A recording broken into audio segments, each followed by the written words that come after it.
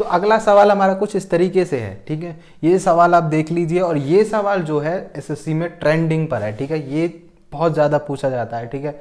SSC के exam के लिए बहुत ही बढ़िया क्वेश्चन है, ठीक है। और इसको करने में बहुत ज़्यादा टाइम भी कंज्यूम होता है एक तरीके से देखा जाए, ठीक है।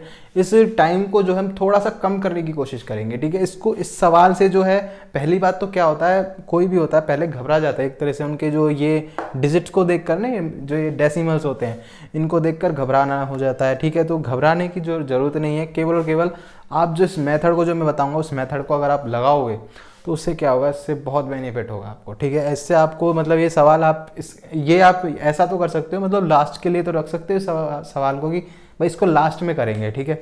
लेकिन आप इसको छोड़कर नहीं आओगे, ठीक है। ये वाला मेरा प्रॉमिस, ठीक है।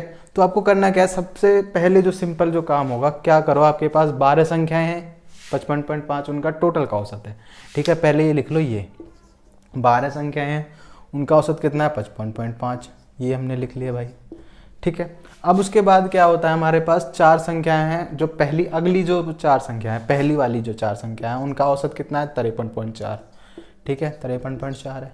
फिर उसके बाद जो है अगली जो 4 संख्या है, इससे अगली 4 संख्या है वो कितनी है हमारी, उनका जो औसत कितना है 54.6, ठीक है, 54.6 है। अब आपके पास कह रहा है कि 10वीं संख्या है 9वीं संख्या से 3 अधिक, ठीक है, लेकिन जो 11वीं और 12वीं संख्या से 2 और 3 कम है वो, ठीक है।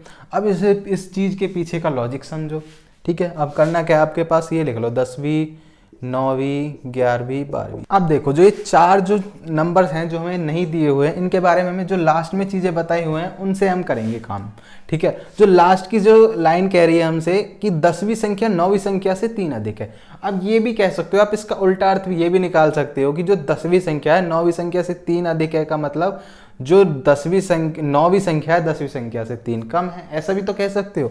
तो आप करो क्या, केवल और केवल 10 को ले लो, क्योंकि 10 को ही रिस्पेक्ट में लेकर 11वीं और 12वीं भी हम निकाल सकते हो, ठीक है।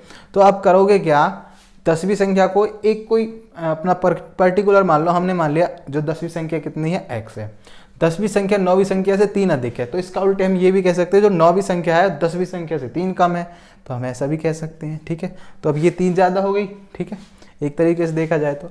लेकिन किसके बारे में बात कह रहा है, लेकिन कह रहा है 10वीं के बारे में, ठीक है। 10वीं जो संख्या है वो 11वीं और 12वीं संख्या से 2 और 3 कम है, मतलब कि ये 2 ज़्यादा है और ये 3 ज़्यादा है, ठीक है। उल्टा हम समझ रहे हैं ना चीज़ों को, उल्टा करके भी आप घुमा सकते हो, मतलब कैसे भी इन जो चीज़ों को आप जिस तरीके से चाहो आप उस तरीके से समझ लो, कम के रूप में समझ लो या ज़्यादा के रूप में, ठीक है।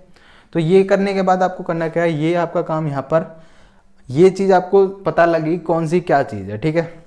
अब आपको सिंपल काम क्या करना है, आप ये देखो, ये हमारे पास 55.5 है, इसको आप लो, इसको आप एज ए वो मान लो कि आपके पास ये आपका फाइनल हमारे पास एक नंबर है जो कि हमारा एवरेज निकल के आएगा, ठीक है। उसके बाद जो ये 4 नंबर हैं, अगले 4 नंबर मतलब पहले जो 4 नंबर हैं उसमें ये देखो, जो ये डेविएशन लगाना है आपको, ये जो हमने एवरेज माना है ना, इस एवरेज से ये कितना कम है या कितना ज़्यादा, हमें ये वाला देखना है, कितना कम है या कितना ज़्यादा वो देखना है। ये कितना कम है इससे ये कम है 2.1, ठीक है, कम है तो माइनस का निशान।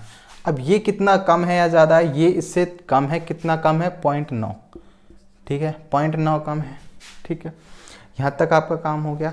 अब देखो, अब जो लास्ट काम है वो हमारे पास ये है, क्या करना है आपको, इन दोनों को जोड़ो, मतलब इन दोनों को जोड़ दो, और 4 हमारे पास कॉमन है, 4 से मल्टीप्लाई कर दो, ठीक है। 4 हमारे पास कॉमन है, 4 से मल्टीप्लाई कर दो, तो इन दोनों को क्या करो, जोड़ दो, ये कितना हो जाएगा 3 आ जाएगा हमारे पास 3, और माइनस का तो माइनस का, और मल्टीप्लाई किससे कर रहा है, ये हमारे पास कॉमन है तो 4 से मल्टीप्लाई कर देंगे, ठीक है। ये आ जाएगा हमारा -12, ठीक है। अब ये -12 हमारे पास काम कहाँ पर आएगा, अब इसको क्या करो, इनको क्या करो, इन चारों से मल्टीप्लाई कर दो, मतलब चारों से नहीं, मतलब 4 नंबर हैं जो हमारे पास नहीं है, तो 4 इसकी 4 से गुना कर दो, केवल इसकी क्या करो 4 से गुना करो, ठीक है।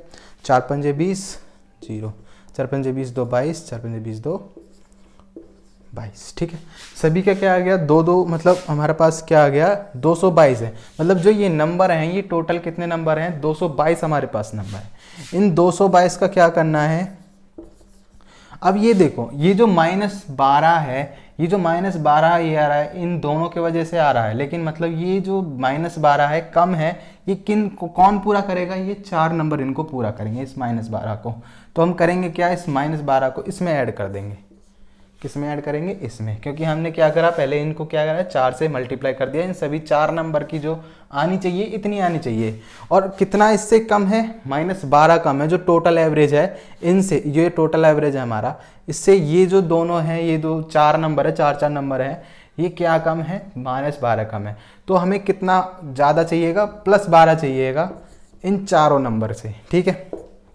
अब देखो सिंपल क्या करना है आपको, इनको जोड़ दो, इन जो ये x वाली टर्म है इनको जोड़ दो, हो जाएगा 4x, 3 से 3 कट जाएगा, प्लस कितना बचेगा 2, ठीक है।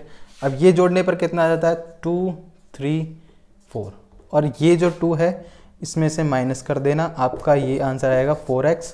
और इस 4x को इसमें से इसको घटा दो, इसको 234 में से घटाने के बाद 232 आ जाएगा, ठीक है। अब ये आपका कितना रह गया 4x, ठीक है। अब इस 4x को इससे डिवाइड कर दो, मतलब x यहाँ पर रखो और 4 से इसकी डिवाइड करने पर क्या आ जाएगा, 4 पंजे 20 और 4 अट्ठे 32, ठीक है। आपका ये 58 क्या निकल के आ गया, 58 हमारी x की वैल्यू निकल के आ गई, हमारी 58 है। ये कितना है हमारा, 58 में से 3 गए तो ये आ जाएगा 55, ये आ जाएगा 60 और ये आ जाएगा 61, ठीक है। अब पूछ किस किस का रहा है, केवल और केवल 10वीं और 12वीं संख्या का औसत पूछ रहा है आपसे, ठीक है। केवल और केवल क्या करो, 58 + 61 और इसको क्या करो 8 और 9 6 5 11, 2 से मल्टीप्लाई, 2 5 10, 2 5 10 हो जाएगा, फिर उसके बाद 2 9 8 18.5, ठीक है। ये आपका जो है इन दोनों का औसत एवरेज निकल कर आ चुका है 10 और 12 का, ठीक है। तो ये आपका बहुत ही आसानी से निकल के आ सकता है, आपको ज़्यादा गुना भाग करने की ज़रूरत नहीं पड़ेगी। केवल और केवल आप इस मेथड को यूज़ करोगे ना, आपका 100% आंसर निकल के आएगा और जल्दी निकल के आएगा, जो बेसिक मेथड है उससे, ठीक है। आप इसको ज़रूर फॉलो करो अगर आपको मैथ्स में जो ऐसे सवाल आते हैं उनको अगर जल्दी टैकल करना है, ठीक है। तो अगर आपको वीडियो अच्छी लगी हो तो वीडियो को बताएं कमेंट करके पीछे कि कैसी लगी है वीडियो, और ऐसे ही जो सवाल हैं और ऐसे ही जो टाइप हैं सवालों के वो मैं आपके लिए लाता रहूँगा। So thank you guys, thanks for watching my video.